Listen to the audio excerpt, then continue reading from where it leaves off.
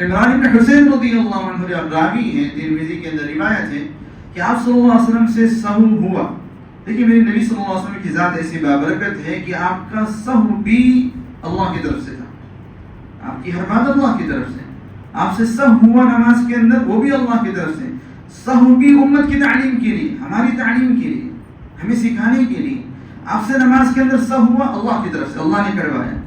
تو آپ صلی اللہ علیہ وسلم نے سلام پھیرا، پھر تشہد پڑھا، پھر دوبارہ سلام پھیرا. تو یہ طریقہ ہے سجدہ سہو کا کہ اگر سہو ہو جائے نماز کے اندر، تشہد پڑھا جائے قاعدہ اخیرہ کے اندر، پھر اس کے بعد سلام پھیرا جائے ایک طرف یا دونوں طرف، اور اس کے بعد جو ہے پھر دوبارہ 2 سجدے کیے جائیں، پھر اس کے بعد اٹھ کر جو ہے تشہد پڑھا جائے السرنو، اور اس کے بعد درود شریف، اس کے بعد دعائے معصورہ یا کوئی اور دعا، اس کے بعد جو ہے سلام پھیرا جائے.